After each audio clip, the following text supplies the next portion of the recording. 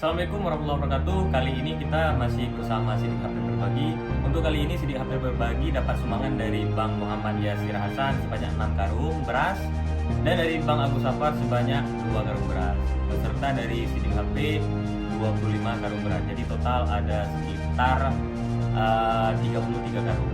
Nah, kali ini kita akan membagikan di pesisir pantai Senudun bersama pemuda setempat. Bagaimana videonya? Simak sampai selesai. Terima kasih.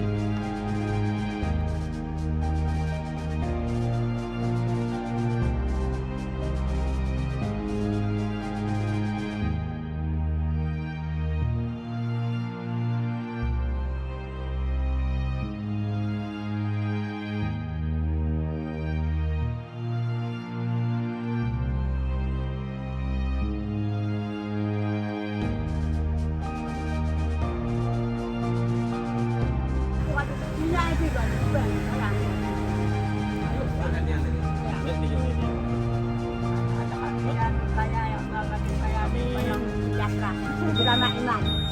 Nah.